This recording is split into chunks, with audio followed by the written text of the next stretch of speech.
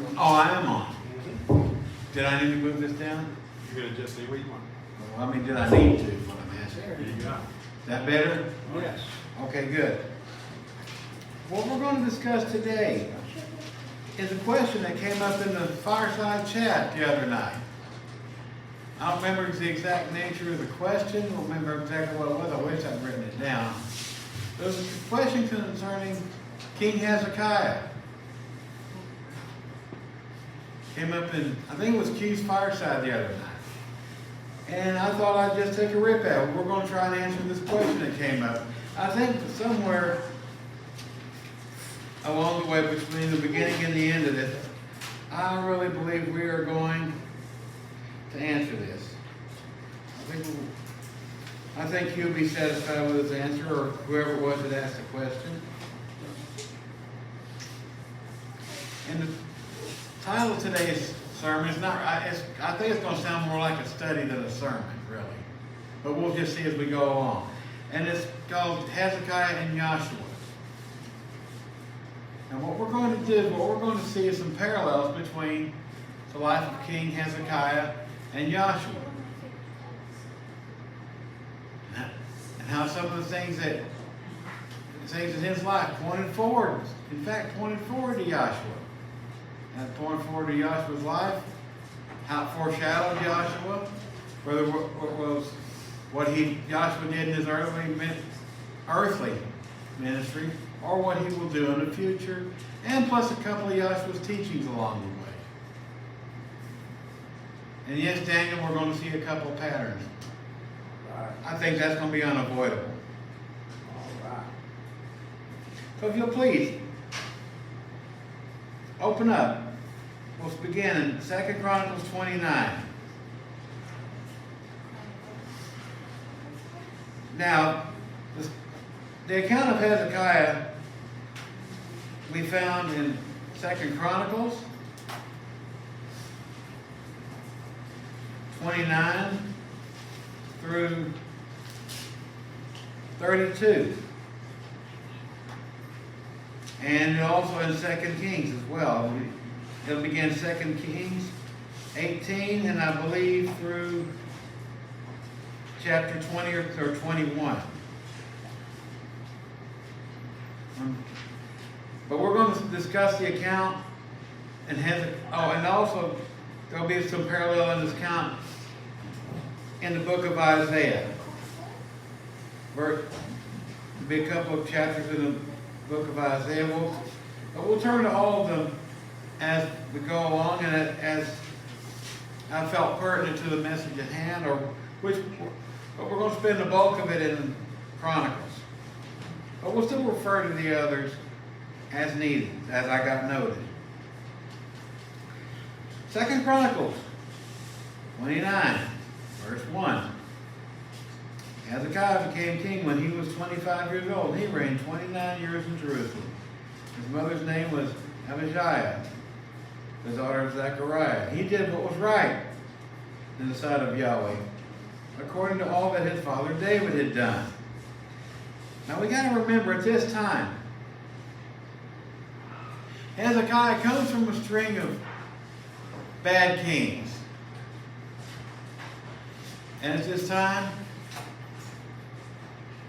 the Assyrian army. The Assyrians are doing what Assyrians were famous for, having their army out in the field, roaming around and conquering people.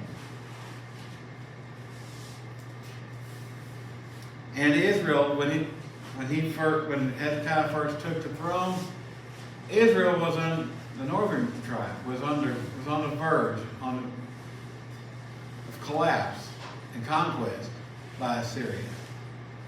And the finality of it happens when he does, after he takes the throne, not too long afterwards.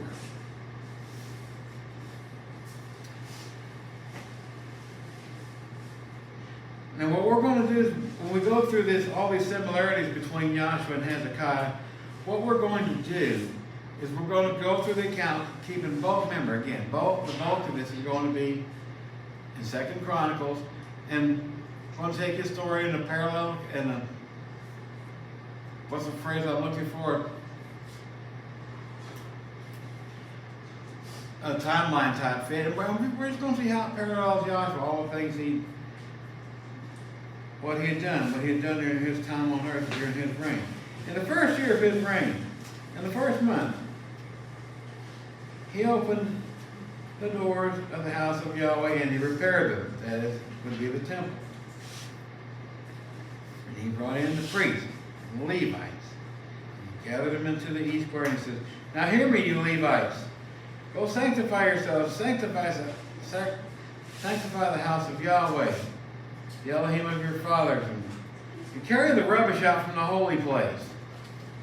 For our fathers have trespassed and done evil in the eyes of Yahweh our Elohim. They have forsaken him.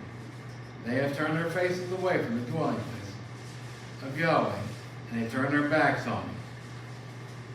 They have also shut up the doors of the vestibule. They put out the lamps and not burned any incense or burnt offerings in the holy place to the Elohim of Israel. Therefore the wrath of Yahweh fell upon Judah and Jerusalem, and he has given them up over to trouble, the desolation, the jeering, as you see with your eyes. So Hezekiah could see what was prophesied, what they were warned about by Moses. In both Leviticus 26 and Deuteronomy 28, it was happening to them before their very eyes. Hezekiah could see it very plainly for what it was.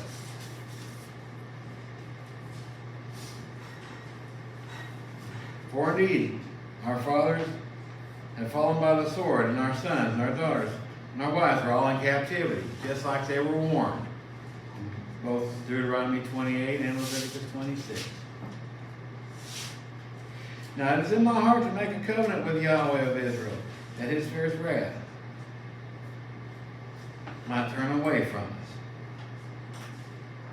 Now my sons, don't be negligent now, for Yahweh has chosen you to stand before him, to serve him, that you should minister him and burn incense.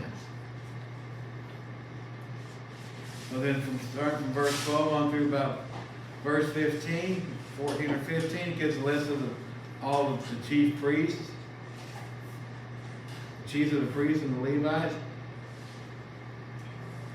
Verse 15, and they gathered their brethren, sanctified themselves, went according to the commandment of the king. In the words of Yahweh, to cleanse the house of Yahweh. They went to the house of the inner part, cleansed it, brought out all the debris that they found in the temple of the court of Yahweh. And the Levites took it and carried it to the brook of Kidron. That is the big trash dump.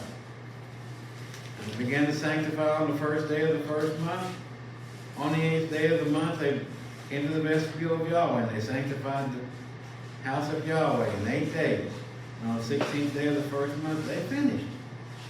Then they went to King Hezekiah, and they said, we have cleansed the house of Yahweh, and of the burnt offerings with all its articles, and the table of the showbread with all its articles.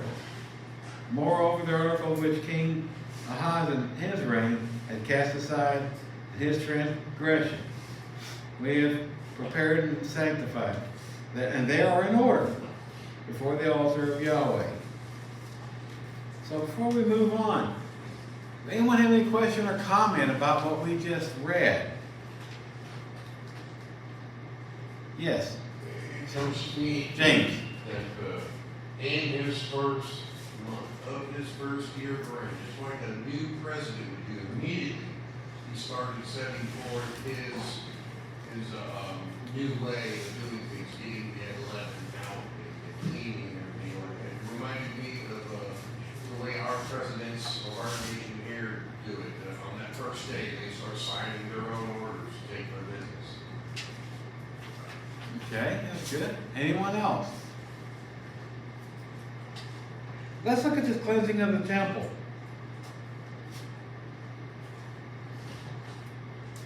It goes into quite a bit of detail about the cleansing of the temple. I seem to recall somebody else cleansing a temple. Let's see. Didn't somebody make him mad and make this fellow mad and he made a bullwhip? On 2 occasions, by the way. And he chased out some real nasty folks. shut their businesses down, hold your place in 2nd Chronicles, because we are going to go to John, the 2nd chapter, where John records the acts of Yahshua, cleaning the spiritual trash out of the temple. Whereas Hezekiah cleaned out the physical trash, Yahshua took care of some spiritual trash. Actually, Hezekiah took a little bit of spiritual trash too, particularly in reference to the previous kings. John, 2nd chapter. We'll pick it up in verse 13. Now the Passover of the Jews was at hand, and Yahshua went up to Jerusalem. And he found in the temple those who sold ox and sheep and doves. And the money changers were doing business. They were making money hand over fist, as we say. And when he had made a whip of cords, he drove them all out of the temple, along with the sheep and the oxen, and poured over the money changers, poured out the changers' money, and overturned all their tables. So he didn't buy one of their whips or get one of their approved bull whips. He made his own.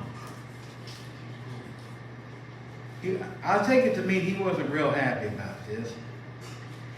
And he said to those who sold the doves, "Take these things away, and do not make my Father's house a house of merchandise." And his disciples remembered that it was written, "Zeal for your house has eaten me up." You'll find that in Psalm 69, verse 9. So the Jews said to him, "Well, what sign do you show us, since you do these things?" He just showed them right there. First he turned just a little bit up in this chapter. He changed water into wine. Now he's driving out nasty little men, nasty greedy little men away from the temple. Chase their animals out too. Because remember, back up, it said he chased them out along with their animals. He didn't just chase the animals out. He chased them too.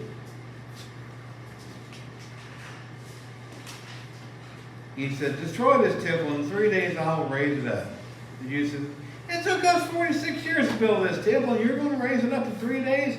But he was speaking of the temple of his body, which is risen up from the dead. The disciples remembered that he had said to them, and they believed the scripture and the word which Joshua had said.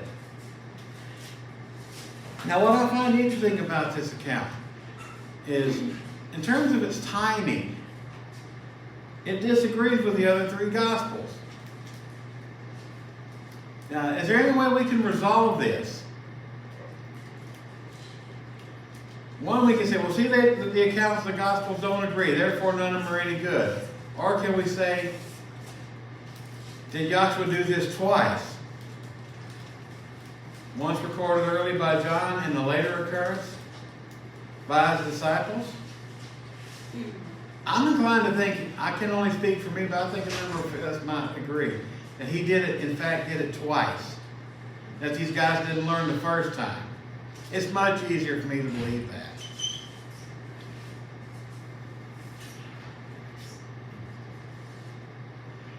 Anyone, any thought or question, any comment? Anybody? Even the littlest ones can ask a question. I don't like discouraging the little ones from asking a question. All right? Because the parallel accounts to the Yahshua cleansing the temple will be in Matthew 21, verses 12 through 17, Mark 11, 15 through 19, and in Luke 19, 45 through 48. So it's much later. Which leads me to be of the school of thought that he in fact did this twice, not just once. Back to Chronicles and back to Hezekiah.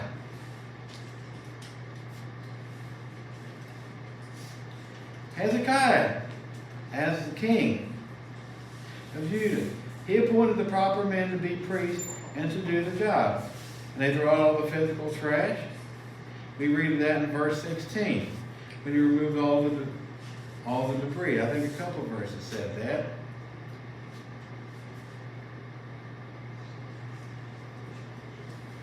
And it was thrown where? Into the Kidron.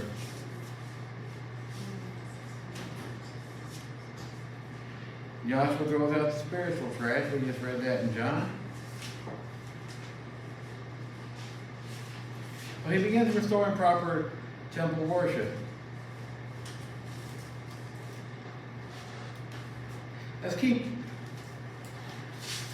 Let's say in Chronicles, 2 Chronicles 29. So the priests get busy right away about their sacrifice. Verse 24, and the priest killed them. That is all the sacrifices, the bulls and the goats and all the others prescribed by the law, and they presented their blood on the altar as a sin to make an atonement for all of Israel. For the king commanded that the burnt offering and the sin offering be made for all of Israel.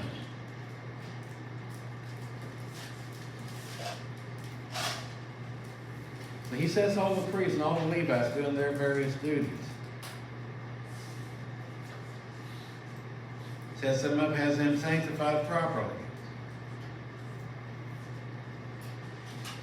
Now, how would something like this parallel with Yahshua? Anybody?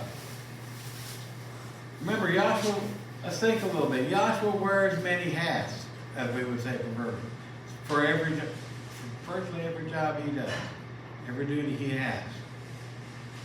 Now, what could he be known as or doing in another role that he said he has achieved and accomplished? Now remember, Hezekiah did this working with the priesthood, physical priesthood of Levi. But when Yahshua sets these things in order, is he going to be doing this according to Levi, or is he going to be doing this to another priesthood? I'm thinking he's got some work he's going with Melchizedek. Because just as Hezekiah, hold your place here in Chronicles again, because we're going. As he sang to Melchizedek, I'm getting my tongue tangled. As Hezekiah sanctified, and the priest sanctified and set apart, so does Joshua. And we're going to read a brief passage out of John 13. We read Passover every year. Okay, they had the Passover. They've done the bread and they've had the Passover supper. And then let's pick up in verse 4. Yes. Oh, I'm sorry. Tom, do you have your hand up? I didn't want to disrupt you. We're right in the middle of the Senate. Okay. But, Okay, go ahead, Tom. well, there's a statement here that seems to be passed over. I've done it before. In 2 Chronicles 29, in verse 25, it says, and he said, this priest of the Levites in the house of Yahweh with cymbals, with psalteries, and with harps, according to the commandment of David and Gad, the king's seer, and Nathan the prophet.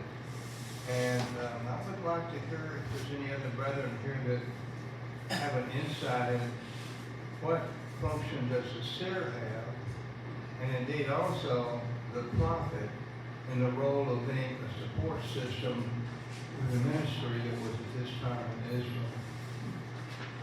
Anybody have any thoughts? Well, Joshua was a prophet. He had a direct link to the Father. Right.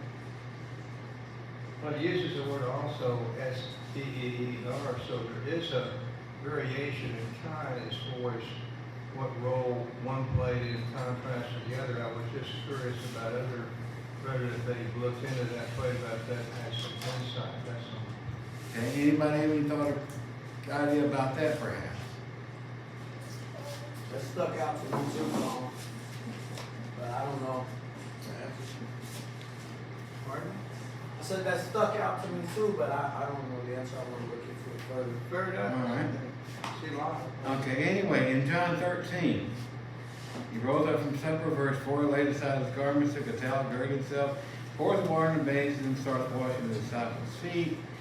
And then we come to Peter. And Peter said, Master, are you going to wash my feet? And Yahshua answered to him and said, now what I'm doing, you don't understand now. That's key. You don't understand now. But you will after this. Peter said, well, you're not going to wash my feet. Joshua said, now if I do not wash your feet, you have no part with me. Simon Peter said, well, no, my feet only, but my hands and my head. He explains about it. And let's fast forward just a little bit.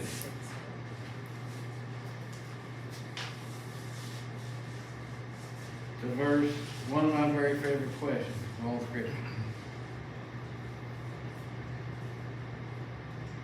Let's fast forward.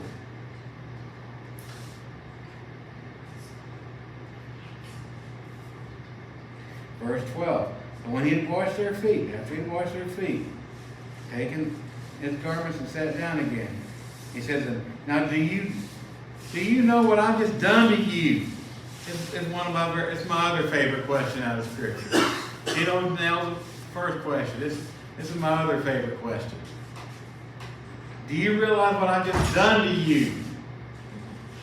Anybody have any idea what Yahshua had just done to these guys, to these people? Anybody? All right, Tino, I know you know the answer. That's right. They had not completed the course yet, but they were introduced. They had just been in an induction, the very beginning of all. A rite of passage, if you will, into the priesthood of Melchizedek. Now, that's a separate study in all of itself, but it is, in fact, what happened. They had been inducted into the priesthood of Melchizedek. That's exactly what he had done, because Peter eventually figures this out. But we find that Peter eventually does figure this out. Because let us try 2 Peter chapter 2.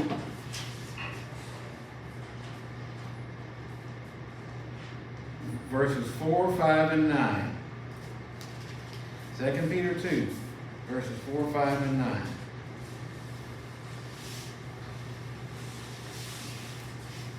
No, did I write that down? Or was that first?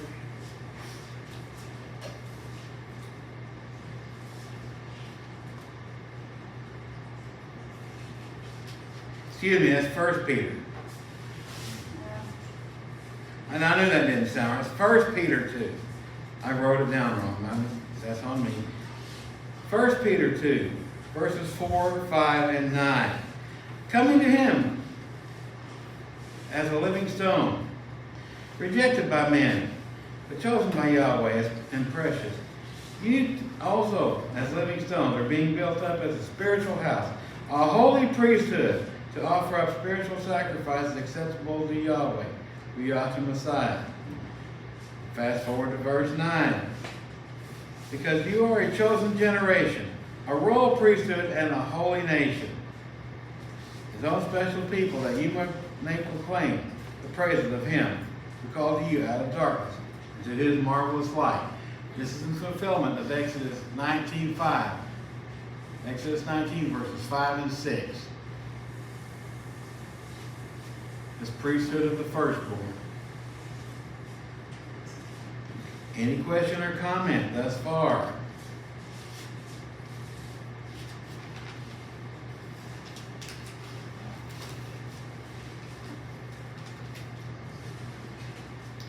Okay, let's continue on in 2 Chronicles, this time in chapter 30. It's Hezekiah given the command to keep the Passover. Chapter 30, verse 1. Hezekiah sent to all Israel and Judah, wrote letters to Ephraim and Manasseh that they should come to the house of Yahweh at Jerusalem, keep the Passover to Yahweh of Israel, for the king and his leaders. And all the assembly in Jerusalem had agreed to keep the Passover in the 2nd month. Okay, so why are they doing this in the 2nd month? Well, let's start with it. We just read it. They weren't, at that time, they were not prepared. They were not ready to hold the Passover because they had to do all the repair, throw out all the trash that the previous administration had left in the temple. They had a cleanup work to do. They had to re-sanctify the Levites and the priests to get them in place to do this. So Hezekiah's game plan was to do it in the 2nd month, the 2nd Passover. And that's in Numbers 9, verses 1 through 14. Where it speaks. Let's just go there, Mom. Hold your place here. Let's just go there. Numbers 9.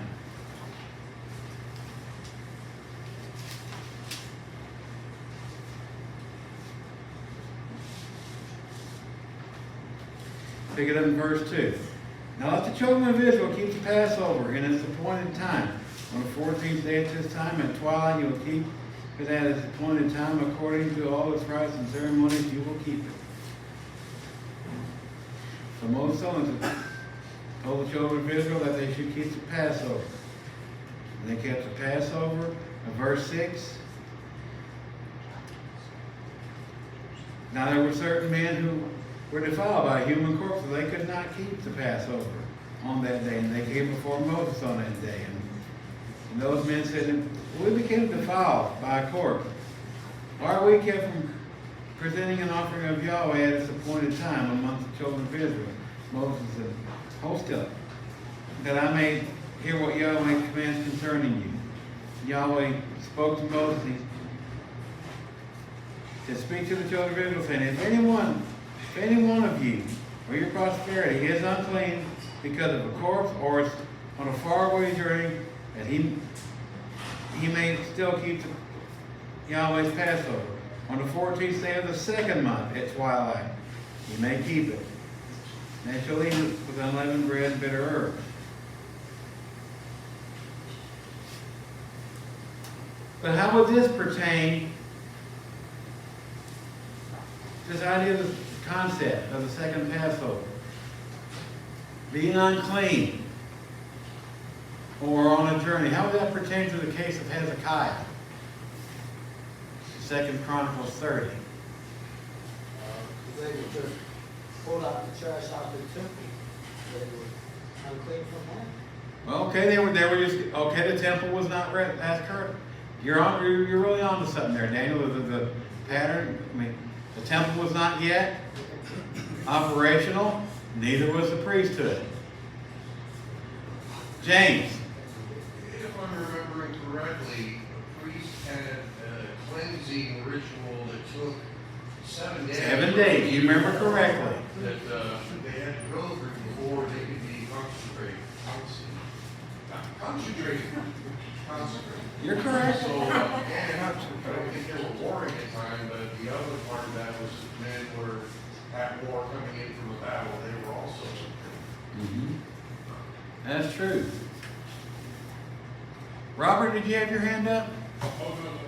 Okay. Well, let's take a moment about the journey and being unclean. Would that be relegated to something physical, or could it be something spiritual? Oh, Let's think of it this way. Remember, up to this point in time, what had they been doing? They had been ruled by bad kings. idolatry. Idolatry. Thank you. They were worshiping whatever idols the kings thought and saw fit. They were spiritually unclean in their minds and their hearts. Physically, the temple was not ready. Yes, Daniel? Which Yahweh sees idolatry as idolatry against them. That's right. So they were unclean from committing adultery against Yahweh? You're correct. They were on that journey back.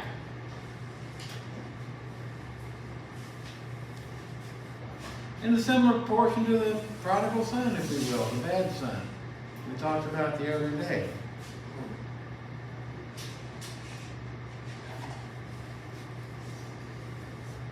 So to present themselves clean and righteous, or at least sufficiently consecrated, set apart to Yahweh,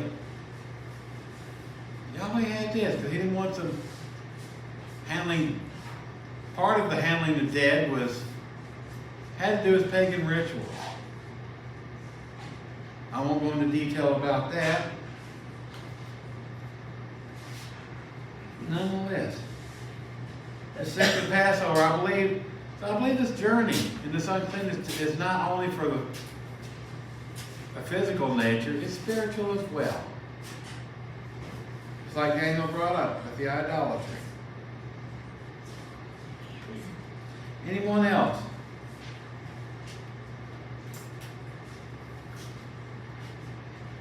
And as James brought up, a priest sets himself aside for 7 days for his consecration. Do we do any such thing in our own preparation for Melchizedek? I'm going to give you a hint. We're in the middle of one right now. 7 days. A 7-day setting aside where we're apart from the rest of the world in honor of our Father and our own and our high priest Melchizedek. We're in the middle of one right now. Think about it. We're apart from the world for 7 days. We do the same thing at Passover or unleavened. And how many high days are there in Scripture? Can anyone take a guess on just how many that might be? I can't hear anybody. 7. We got the 2 high days and unleavened. We got the Pentecost. Then we got trumpets, atonement, the first day of the feast, and the last great day. I think that makes 7.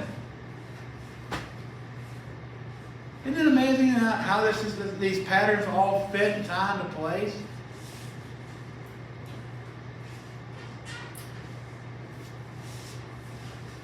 Let's keep going in Chronicles 30. First, does anyone else have any question or comment? No? Okay, we'll go back to Chronicles.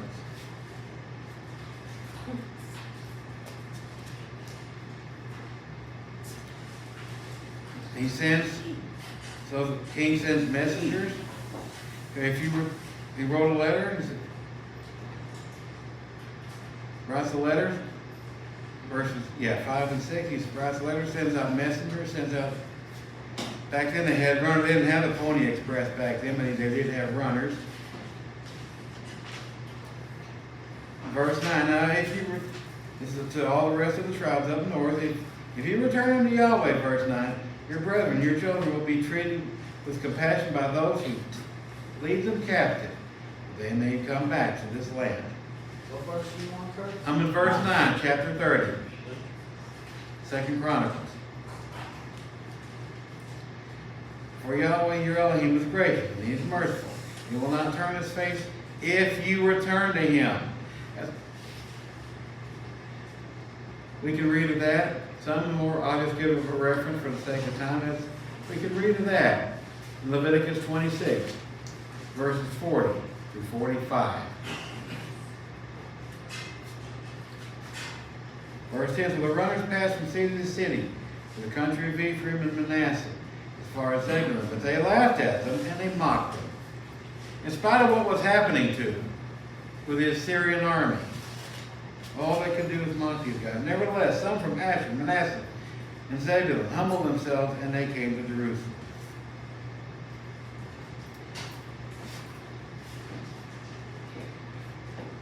Can anyone maybe think of a parable to which this might apply? Well, let's try the parable of the wedding feast. We got two accounts of that. We got one in Matthew 22, but the one that's relevant to the point is going to be found in Luke 14. Luke 14, we'll pick it up in verse 15.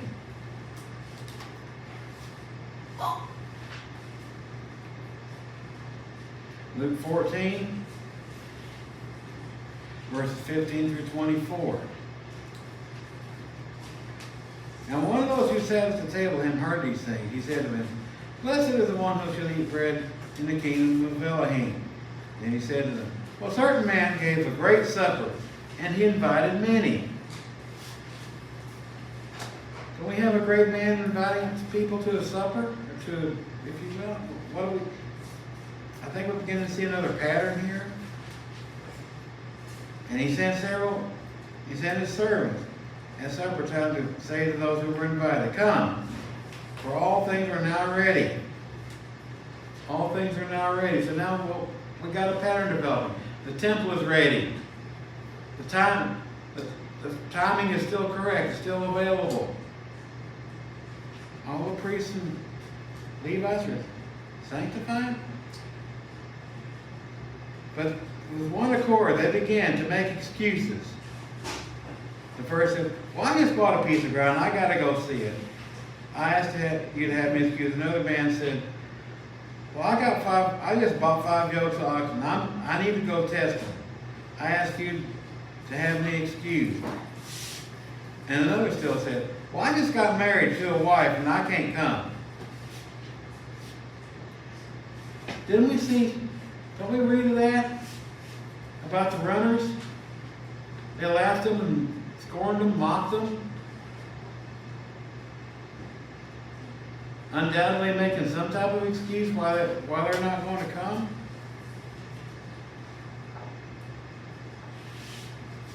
Let's keep going. So that servant came and reported these things to his master, and the servant house said, "Go out quickly now, go to the streets and the lanes of the city, and bring in the poor, the maimed, the lame, and the blind." The servant says, "Master, it is done as you've commanded, and there's still room. Well, go to the highways and the byways and the hedges and compel them to come into my house maybe. For I say to you that none of those men who were invited shall taste of my supper." We did have people respond from other tribes. It's not a perfect, I'll confess, this is not a perfect correlation, but don't we see the pattern of how this might apply?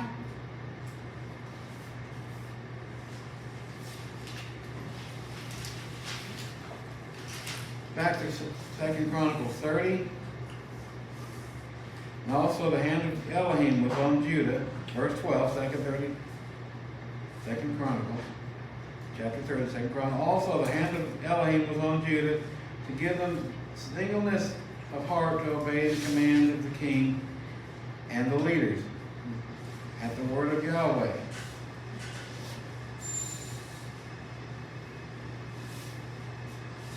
Now many people, a very great assembly, gathered at Jerusalem to keep the Feast of Unleavened in the 2nd month. So we still had a great assembly. Yes, I can see how this parable may apply, because we still had that great assembly. But let's back up to verse 12. Verse 12. I think where it says, the hand of Elohim was on Judah to give them singleness of heart to obey the command of the king and the leaders. And that's the word of Yahweh. Hold your place here. Let's look at a couple of verses here. Let's try 2 Corinthians 3.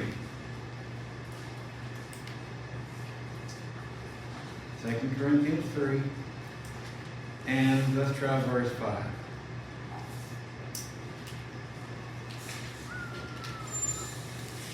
Second Corinthians 3, verse 5.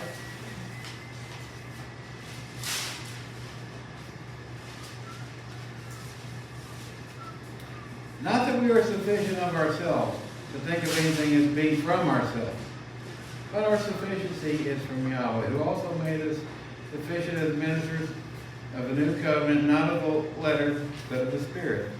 For the letter kills, but the Spirit gives life. He put them in a mind, put his hand on Jesus to give them a mind and a heart to follow the King.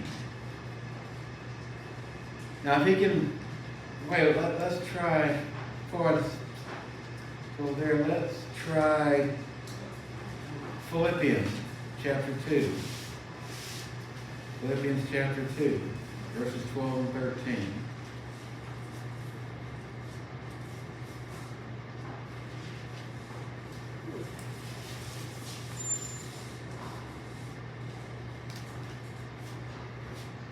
Philippians 2, verses 12 and 13.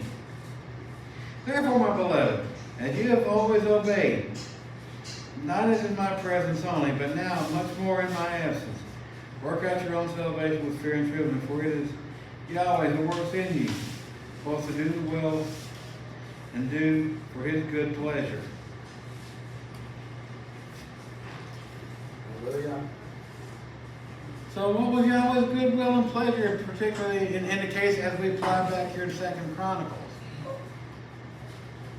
He was hoping for an obedient remnant, an obedient people, A bride. a bride, an obedient people, to deliver from an adversary. Any question, comments, anyone, on anything we've discussed thus far?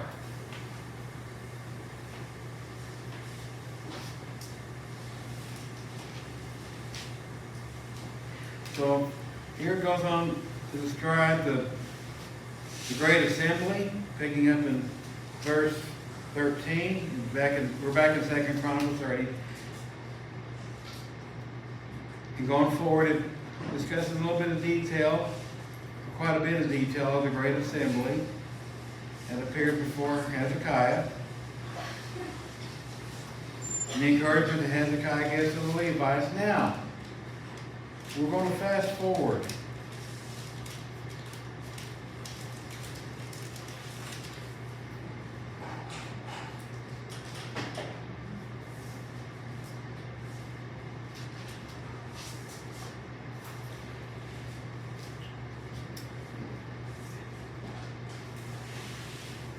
To chapter 31.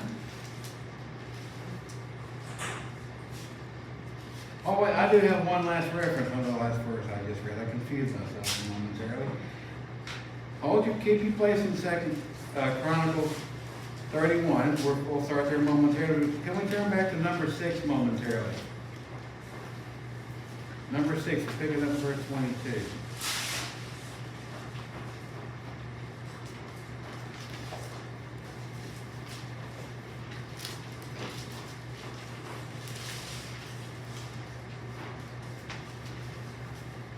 Read a couple of verses out of number 6.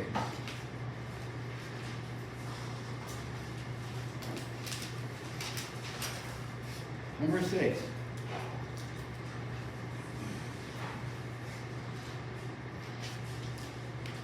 Verse 22. And Yahweh spoke to Moses, saying, Now speak to Aaron and his sons, saying, This is the way you will bless the children of Israel, and say unto them. This will tie into the verse we just read out of Paul, I think, very well. Speak to Aaron and his sons, saying, This is how you shall bless the children of Israel. And you shall say to them, May Yahweh bless you and keep you. May Yahweh make his face shine upon you, be gracious unto you. You mean like if they... And Yahweh lifts up his countenance upon you and give you his peace. Means you so these people return to Yahweh, that he would give them would do this for them, and he would lift up his countenance for them, grant them peace, that he would allow them, as he promised, and Leviticus 26, to give you favorable sight. I'm paraphrasing. You're to give favorable sight to your enemies that they may leave in this particular case. And people leading in captivity, in this case from the Assyrian army of all people.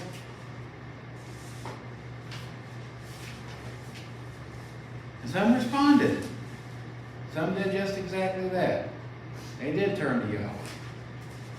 Any questions or comments before we jump into chapter 31, 2nd Chronicles? Okay, let's go into 2nd Chronicles.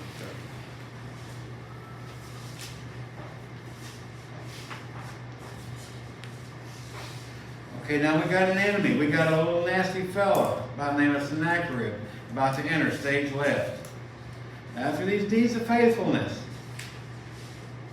Sennacherib, king of Assyria, came and entered Judah, and he encamped against the fortified cities, thinking to win them over to himself. So he's already wiped out Israel. At this point, he's already wiped out the northern kingdom of Israel.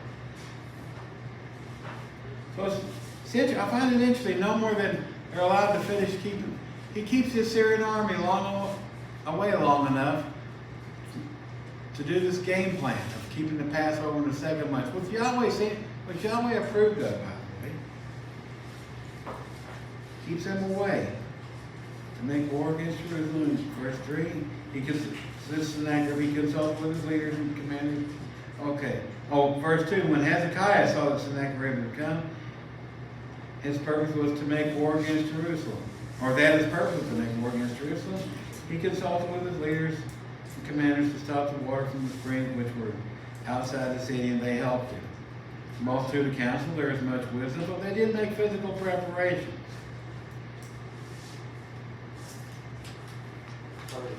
Yes. Chapter 32, right? Yes. So I originally said 31. I did? Yeah. Oh, 31. Did I get ahead of myself? I think I did. Yes, I did. I'm so sorry. I got way ahead of myself. I had 2 pages stick together. That's what I did. My fault, Daniel. Thank you for catching me. I had 2 pages stick together. Okay, now with all this finished, all this... So 31 verse 1? Yeah. Alright. Moses finished, all Israel who were present, went out to the city of Judah, and now they're getting busy doing more reforms, cleansing the land a little bit. So all Israel who were present went out to the cities of Judah, broke out the sacred pillars. They cut down the wooden images and threw down the high places and the altars. They're getting rid of all these high places, all these altars, all these Asherah, all these whatever you want. From all Judah, Benjamin, Ephraim, and Manasseh, until they had utterly destroyed them all. And all the children of Israel returned to their own cities, every man to his own possession. The most notable one of all of these, hold your place, is 2 Kings 18. Hold your place here. 2 Kings 18. Where they destroyed the serpent created by Moses. That's 2 Kings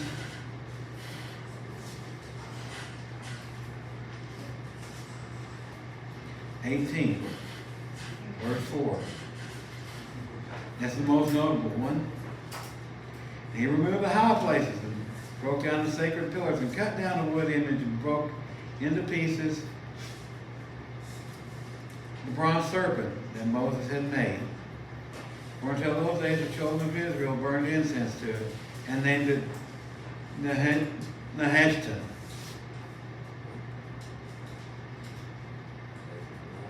Well, they broke this bronze serpent into pieces.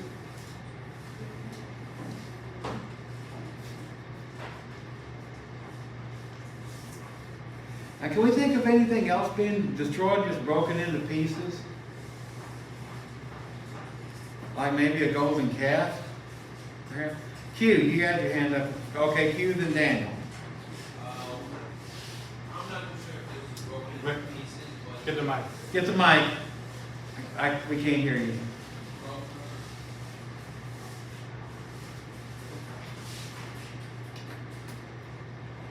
And we can hear you now.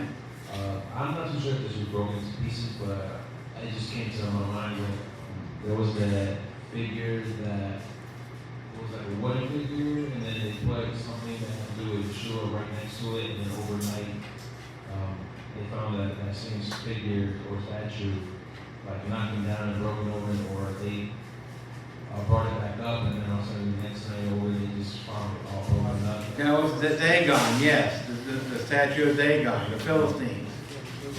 I missed that one. Thank you. That would fit, wouldn't it? Daniel, how about you? I thought it too. Gideon was Your mic? I can hear you, fam, but I don't think anybody else can. Yes, next to my coffee cup there. I thought of two examples. Gideon was commanded to cut down the groves. That's right. Hallelujah.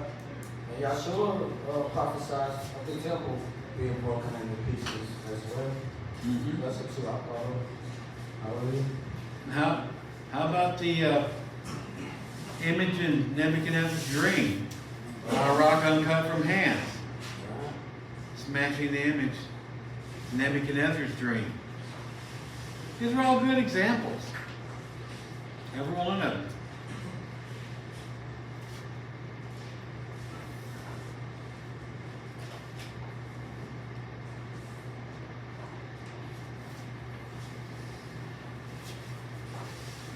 Okay, now let's read just very briefly into chapter 31. We're going to kind of fast forward through it because there's lots of detail concerning the priests here, and other material. But to just get a good highlight here, Hezekiah verse 2. According to the divisions of the priests and the Levites according to their division. Each man according to the service, the priests and the Levites, burnt offerings and peace offerings to serve, give thanks and to praise in the gates of the camp of Yahweh. And verse 3 goes out about appointing a portion for the burnt offerings for each offering and sacrifice, and the men, all the men involved. Rather than cover all that detail, can anyone think of something that a teaching of Yahshua that might apply to this? Something about a man, about having talents, I think. Let's try the parable of talents. Let's just see how this might play out. Now that account is both in Matthew 25 and Luke 19, and we will refer to the one in Luke 19. Because this account, the one in Luke 19, is the one that's going to contain the content that is most relevant to this study. Luke 19. We're going to pick it up in verse 11.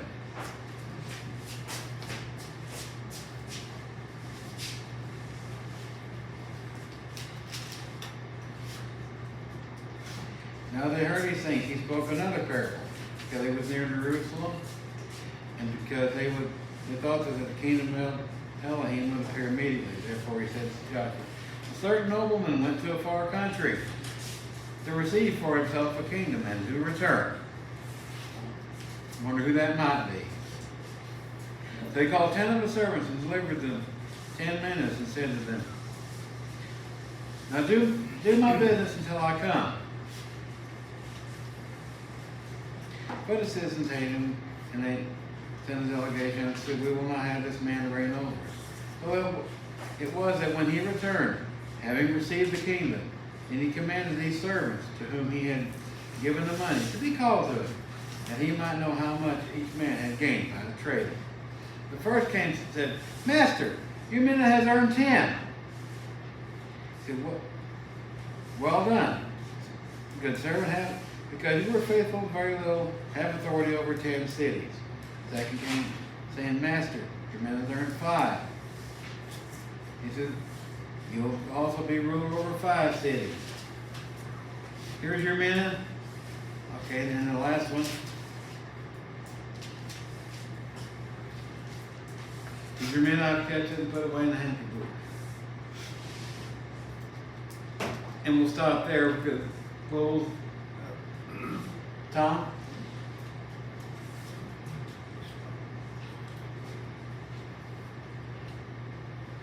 Excuse me.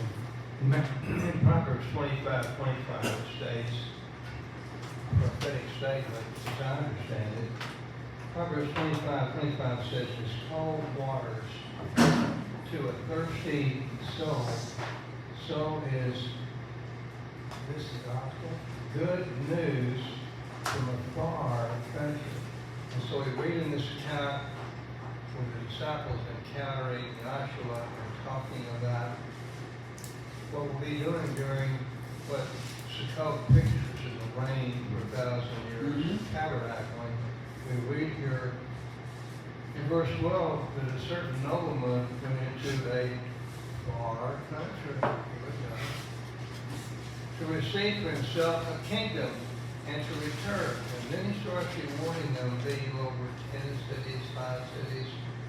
For us, that'll be good news because that means that there's a very specific territorial activity that as kings and priests under the King of Kings and Master of Masters, Yahshua Messiah, will be ministering to planet Earth for the restoration of all things. But it's good news from a far country because it's speaking of Yahshua, because he ascends, he goes up to the third heaven, and then he's returning, and the scripture says his reward is with him, and it's exceedingly great reward because it's giving responsibility and benefit to the whole earth through the application of his brothers and sisters who will be ministering a restoration to this world during that 1,000-year tabernacle period.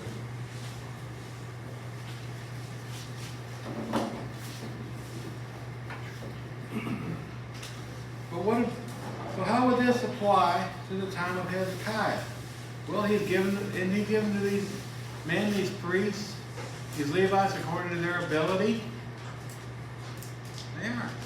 Now he's personally not, he's overseeing it, but that's exactly what we see him doing. Now, what about the rest of this parable?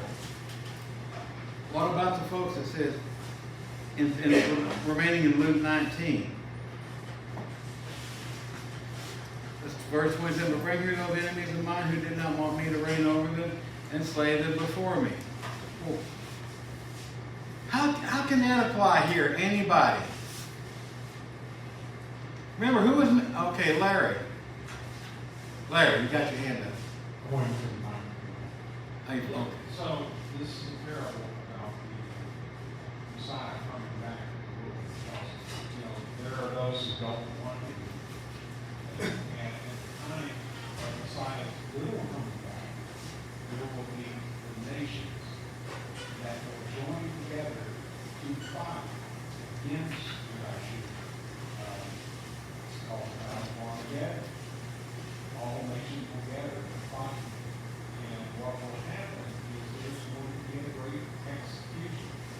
As you read in Revelation, it's like a horseman riding, it'll be like a horseman riding with a sword coming out of his mouth, so to speak. And literally, there will be thousands and thousands that are put to death. And through the scriptures, we read that the bodies will be like manure on the ground, how the birds will feed upon it. And there's a lot of information in the scripture. But it's decisive final battle at Armageddon, and those who are found fighting against Yahshua will lose them. Okay, Daniel?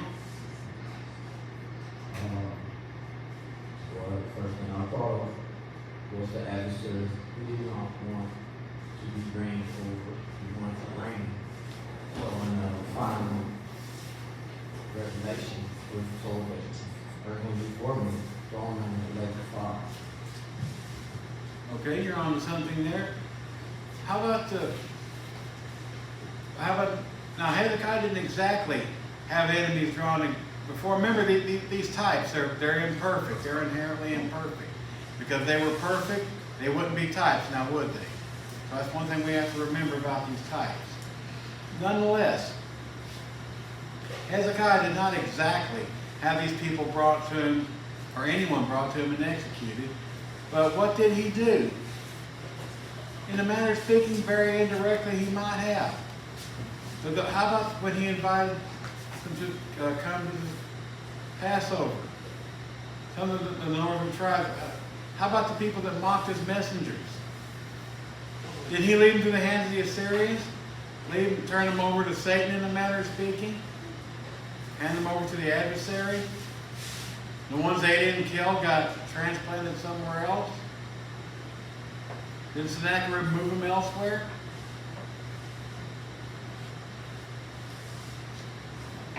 Like I said, it's not a perfect, it's a type. It's not perfect, but it's still applicable, I believe. Yes, Larry. Well, as you go and read, there was about 200 years between the exiles of Israel versus those of Judah. Syria came against them and took them out by a hard hand. They literally were just horrendously horrible to the captives that they took. At least when the Babylonians came against Judah, they were told, don't fight it, and you'll live, and you'll go out in exile. So there was two instances here, and the vast majority of people that lived in Israel at the time either went into captivity by the Assyrians, and some of them did move to Judah and lived there until the Babylonians. Yeah, the Assyrians weren't very soft-handed, were they?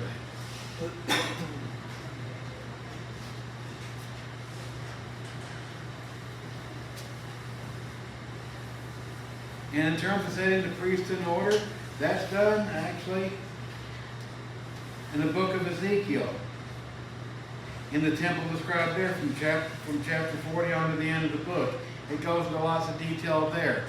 And I'll just throw that out and I'll let y'all review that at your convenience, because we won't, for the sake of time, we can't go through all of it. But there is a very good parallel on how the priests there are set up in their various duties and their various responsibilities. Very similar to what Hezekiah had done. Anyone else? Okay, Daniel.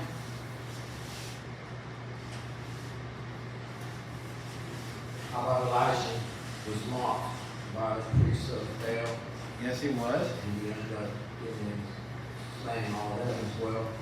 That's like you said, not a perfect parallel, but there's some similarities in that account There as is well. a similarity. I see where, yes. I'll tend to agree. Okay, if there's no more questions or comments, let's go to chapter 32, 2 Chronicles.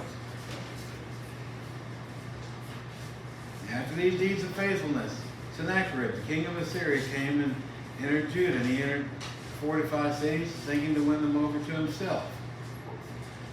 So after sweeping through northern Israel, he remains on the march. He's going to go down to Judah and just make a clean sweep. That's his game plan. And from verses 5 through 6, or 2 through 6, verses 2 through 6, Hezekiah makes his physical preparations. Has a little meeting with some of his leaders. Amongst many counsel, there's much wisdom. And here, Hezekiah says something we've heard before, several times throughout Scripture. Verse 7. Be strong and courageous, and do not be afraid, nor dismayed by the king of Assyria, nor believe all the multitude that is with him. For there are more with us than with him. There are more of us than there are with him. It's one of Johannes' favorite verses. That one's repeated in 2 Kings 16:6. That's when Elijah is talking in a conversation with Elijah and his servant. But Hezekiah repeats the same thing. Verse 8, with him, being Hezekiah speaking of Sennacherib, with him there is an arm of flesh. But with us is Yahweh our Elohim to help us fight our battles. And the people were strengthened by the words of Hezekiah, the king of Judah.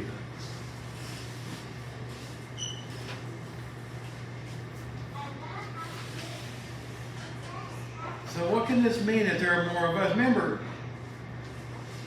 Sennacherib is surrounding Jerusalem with 185,000 men. Chariots, infantry. If you can think of it, that's what he had. I seem to recall Yahshua making a statement,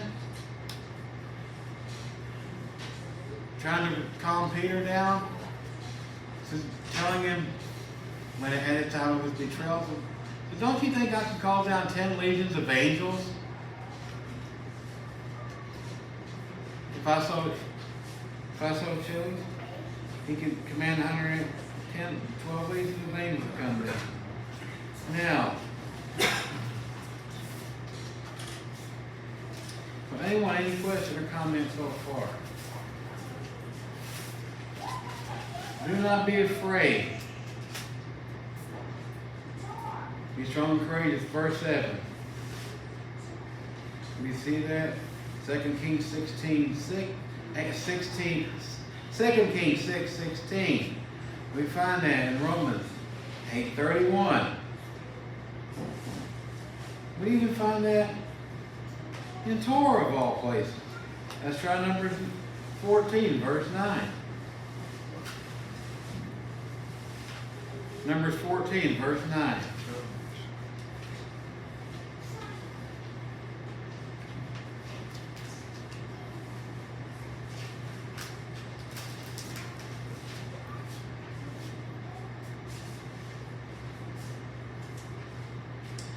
Let's pick it up at verse 8. This is spies.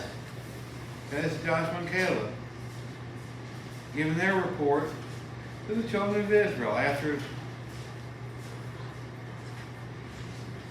the other 10 said, no, we can't do this, we can't. After the other 10 give their report. Verse 6, Numbers 14, verse 6. But Joshua, the son of Nun, and Caleb, son of Jephthah, who were amongst those who had spied out the land, tore their clothes. This after the report of the other 10 spies. They spoke to all the congregation, the children of Israel, saying, the land we passed through to spy is exceedingly good land. And if Yahweh delights in us, then he will bring us into this land and give it to us, a land which flows with milk and honey. Only do not rebel against Yahweh, nor fear the people of the land. For they are bread, and our protection is not, and their protection has departed from them, and Yahweh is with us. Do not fear them. It seems Hezekiah learned pretty quickly, didn't he? Anyone? Question or comment? Tom, did you have something to add? Since you asked me, when I read here about the mentality of the bravado of those that were those two houses, pardon me, they were so bold as to say, hey, we're not a bunch of grasshoppers. These people were a bunch, as far as since I've read.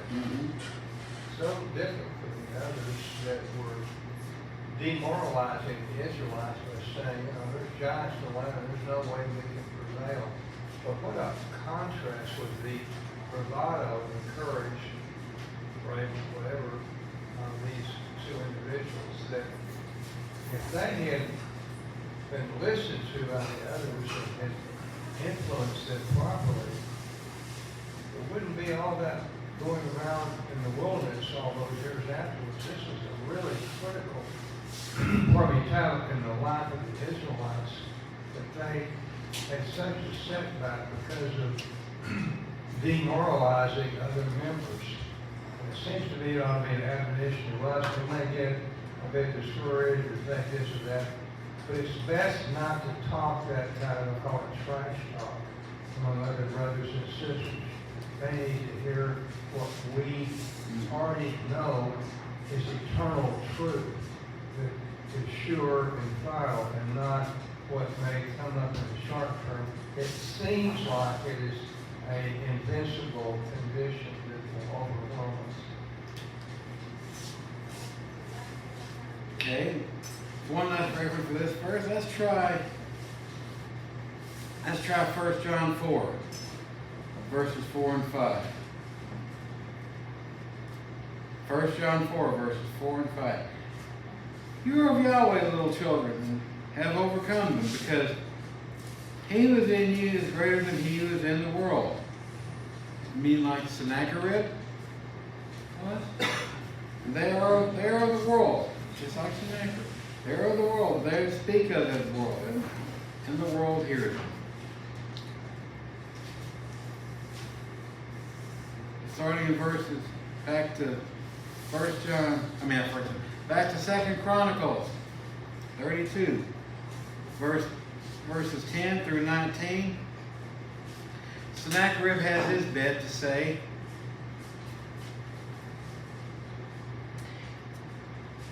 Verse 10, Sennacherib, king of Assyria, and what trust that,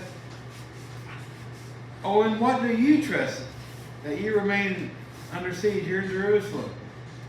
Does not Hezekiah persuade you to give yourselves over to die by famine and by thirst, by saying, Yahweh, our Elohim, will deliver us from the hand of the king of Assyria? Sennacherib speaking. And he goes on with his little, as we say, his little sermon, his little monologue, verse 14. Who were there amongst all the gods of the nations that my fathers utterly destroyed that could deliver his people from my hand? That yours should be able to deliver you from my hand, huh? Come on. What's wrong with y'all, he's saying? And fast forwarding to verse 19. And he spoke against the Elohim of Jerusalem, as against the gods of the people of the earth, the work of men's hands. Now I think we can think of a few times in instances where maybe an instance or two. Can anyone think of somewhere in Scripture where we read of something like that? A guy speaking pompous words, boisterous words, speaking the names of blasphemy and words of blasphemy, pompous words. Tino, I can't hear you. Goliath, very good. David had the same problem with Goliath.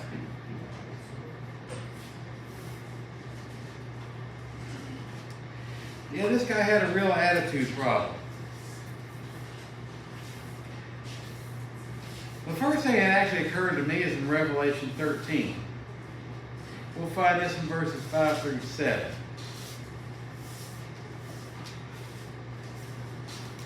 Revelation 13, verses 5 through 7. And he was given a mouth speaking great things and blasphemies, and was given authority to continue for 42 months. Then he opened his mouth, verse 6. This is the one that's key here. And he opened his mouth in blasphemy against Yahweh, to blaspheme his name, his tabernacle, and all those who dwell in him. Now in this case here, it was granted him to make war with the saints and overcome them. And authority was given him over every tribe, nation, and tongue. And to a point that applies to Sennacherib.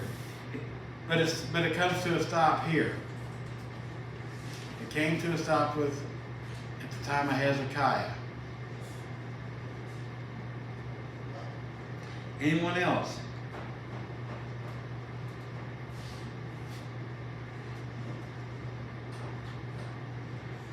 Okay, let's pick it up let's back to 2 Chronicles 32. We got a few examples of blasphemy, of such talk, similar to Sennacherib's scripture. Now, verse 20, back in the 2 Chronicles 32.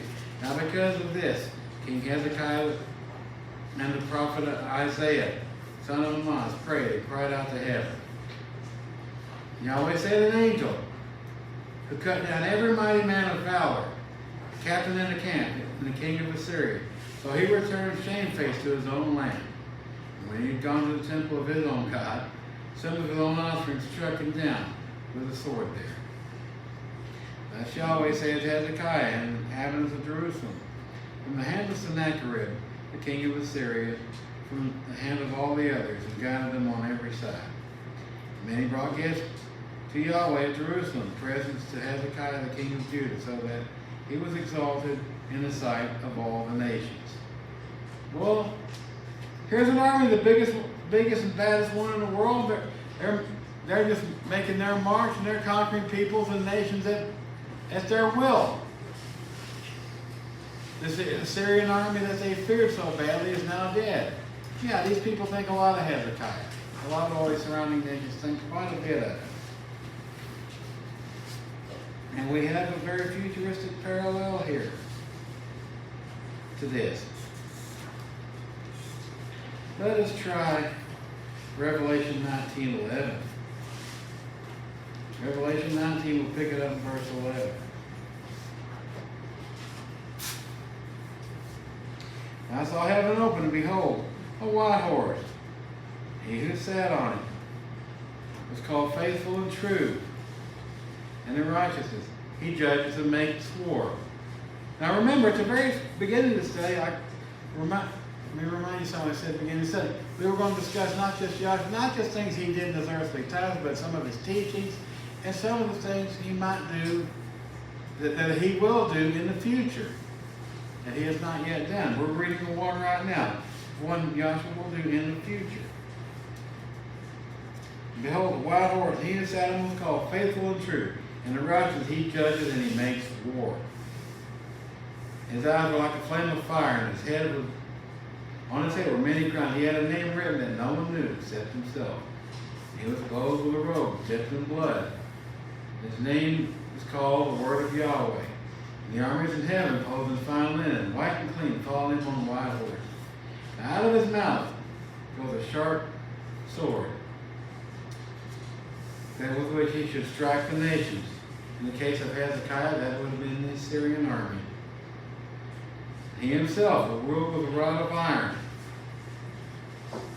He himself treads the winepress of the fierceness and wrath of Yahweh Al Shaddai.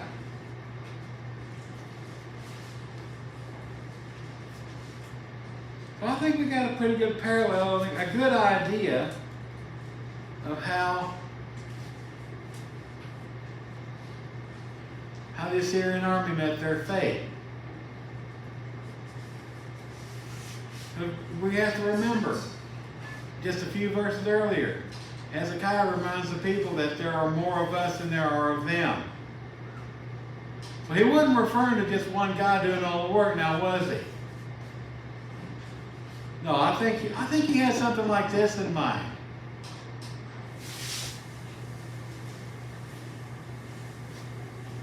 Anybody? Any question or comment?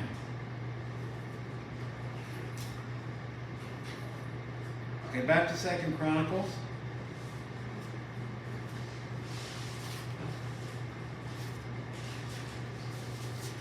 Okay, and then shortly after this, Hezekiah becomes ill. And we're actually going to, there's 3 verses here, and the bulk of the account here, we will, here in a moment, just turn to Isaiah 38. Let's go ahead and turn to Isaiah 38.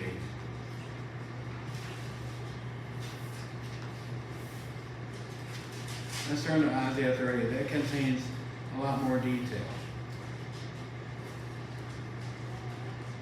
Isaiah 38, verse 1.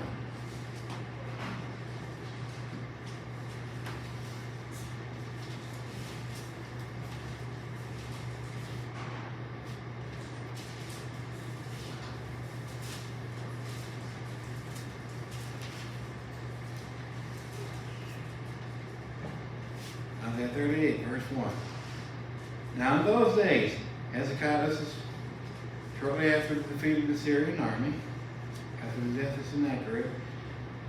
In those days, Hezekiah became sick and was near death. And Isaiah the prophet, the son of Amoz, went to him and said, Thus says Yahweh, set your house in order, and you shall die and not live. Hezekiah turned his face toward the wall and prayed toward Yahweh. So now he's humbling himself.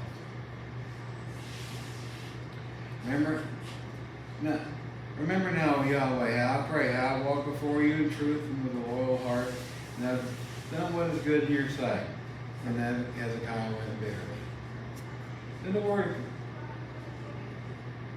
came back to Isaiah saying, okay, go tell Hezekiah, thus says Yahweh, the mighty one of your David your father, I have heard your prayer and I have seen your tears. Surely I will add to your days 15 years, and I will deliver you and the city from the hand of the king of Syria, and I will defend the city. And this is a sign from which Yahweh will do this thing which he has spoken. Behold, I will bring a shadow on the sundial, which is gone down with the sun, on the sundial of the high, 10 degrees backward. Will the sun return 10 degrees on the dial by which it had gone down? Remember, it's going backward, the dial's not going forward. This is the writing of King of Hezekiah, king of Judah, who had been sick and recovered from his illness. And we got to remember, before we go into this, let's recall the humility of Yahshua. What's one of the things he said about himself? Why call me good? There's only one. But Yahweh, and he said that in reference to the Father. There's only one that is good, right? I don't speak my own words, only the ones my Father gave me. Let's see, what else did he say about himself? He didn't say, I'm the new sheriff in town and we're doing things my way.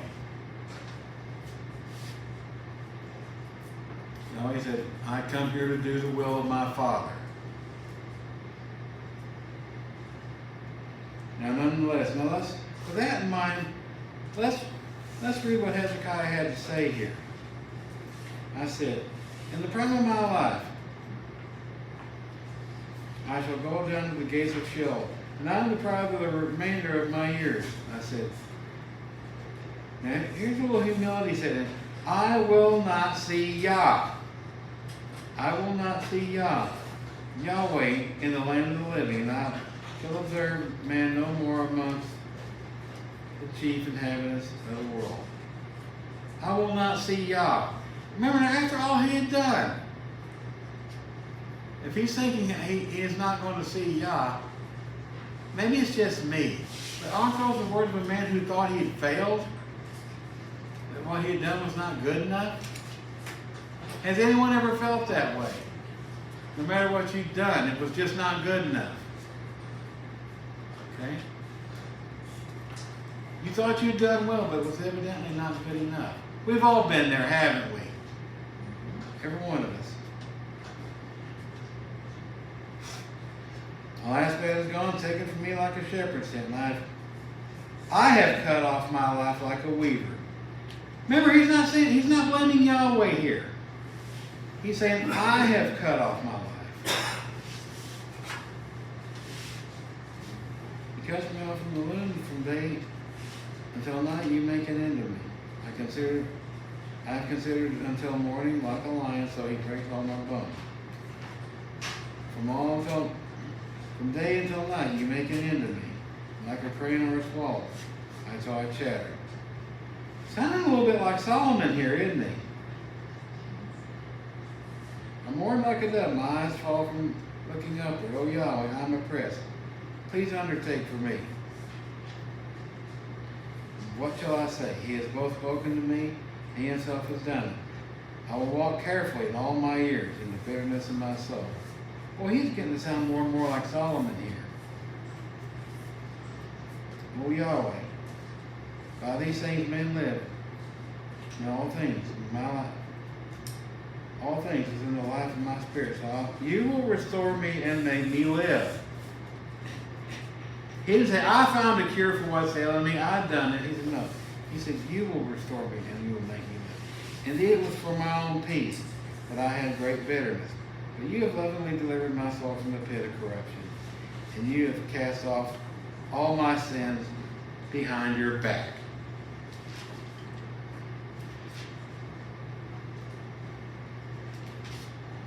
Wow. For Sheol cannot thank you, dead cannot praise you. Those who go down to the pit cannot hope for your truth. The living man, he shall praise you, as I do this day. As the Father make known your truth to the children. Yahweh was ready to save me, therefore we will sing songs with stringed instruments all the days of our life in the house of Yahweh. Now Isaiah said, okay, let them take a lump of figs and apply it as a poultice on the boil, and he shall recover.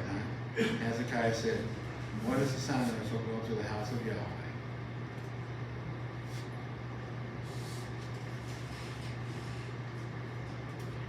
Maybe it's just me, but that's right. In spite of all he had done,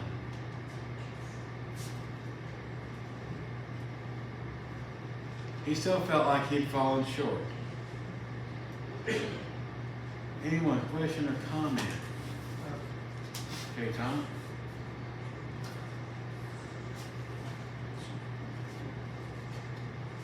To me, it's quite meaningful what you're going through, because you guys back at the doctor did.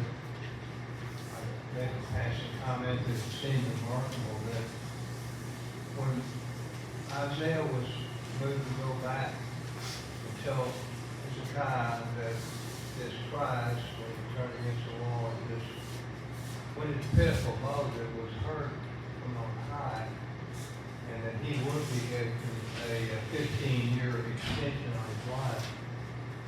But with that, however, ends up having an offspring named Manasseh. We read here in this account, I won't take time to read it all, you can look up Manasseh, so find it. He dismantled all of the Reformation, breaking down the idols and things that Hezekiah had been doing as a reformer, and became exceedingly wicked, the wickedest king in that era. And yet we read that he was graced with an insight of how futile his life was, and he profoundly repented. I think this is a great success story, so people could go way off mark in the dark, like this terribly wicked offspring of Hezekiah. And yet he's wooed and drawn back, and he brought forth reformation. The long run, it's kind of like Shakespeare says, all is well that ends well, to the children of Israel. But what a tumultuous situation that Hezekiah had no idea that there are repercussions when our prayers are answered, brethren. A lot of good things, but there may be some things we don't know about that are going to also manifest themselves because we have free will, thankfully, and others that we influence, and even offspring. They may not be doing the will of Yahweh, but there is hope that there can be restoration of people's families that have gone astray, is what I get out of this lesson here. And for that, I take great encouragement. I know brethren have told me that it seemed like they had a child that went so off the mark and was so estranged and hateful and wicked, and yet they were brought for adventure to be repentant, which Yahweh grants, and in the long run they escaped out of the snare of the devil.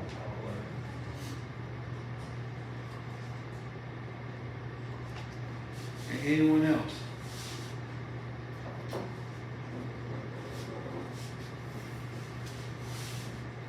Okay, so following this,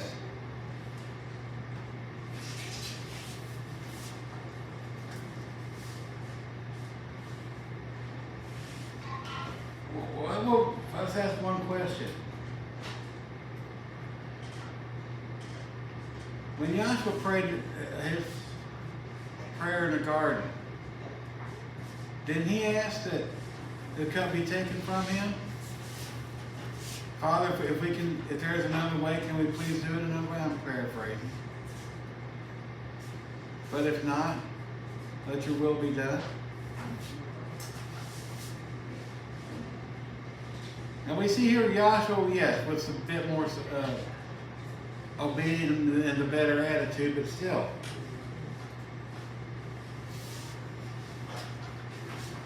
Hezekiah having acknowledged his sin. And so far, it's been so far so good for Hezekiah. Until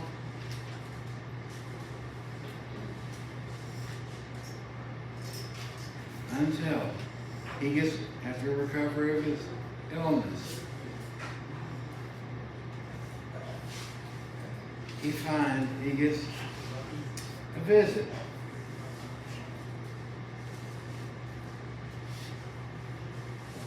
From Babylonian envoys. And let's remain in Isaiah, please. Isaiah 39. At that time, Merodach Baladan, the son of Baladan, king of Babylon, sent letters and a present to Hezekiah, and he heard he had been sick and he had recovered. Hezekiah was pleased with him and showed them the house of his treasures, silk, gold, spices, the precious ornament, and all his armor. All that was found amongst his treasures. And there was nothing in his house, nor all in his dominion, that Hezekiah did not show them. Now the other prophet went to King Hezekiah and said to him, well, what do these men say?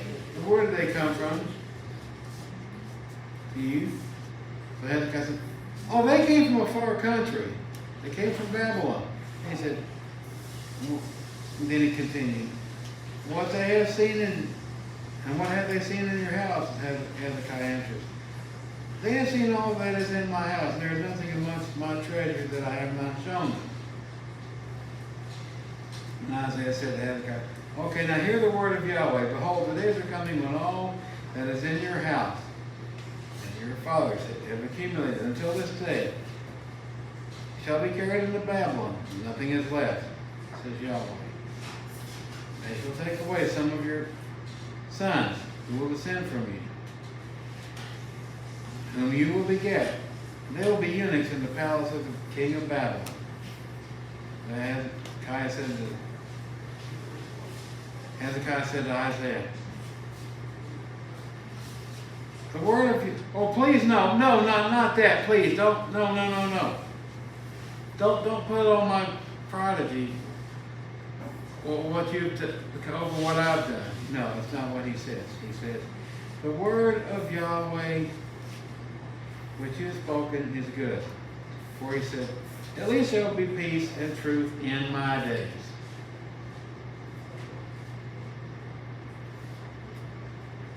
So the worst that was yet to come, but at least in my days there's going to be peace.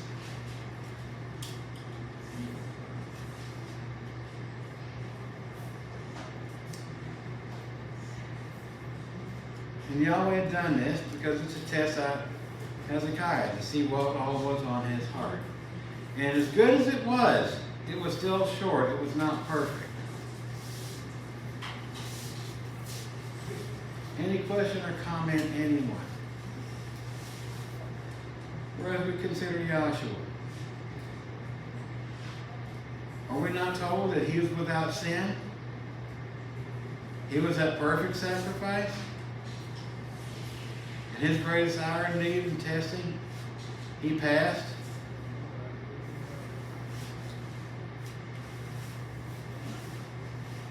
And then following his resurrection, after he had died, following his resurrection, he didn't go around and say, okay, I'm the new boss, I'm the new sheriff now. No. He said, he still continued to do the will of his Father. All things were still in the hands of his Father. The return, his times of visitation, when he came to see his disciples, all the words he continued to, any and all words he continued to speak to them, were still his Father's words. died without sin. He was that perfect sacrifice.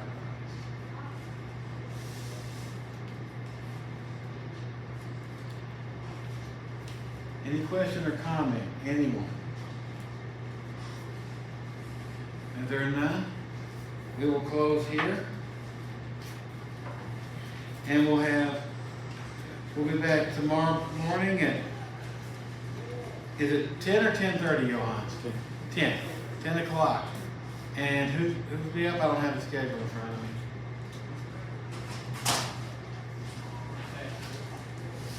Okay. Ted. Ted will be up 10 o'clock tomorrow morning.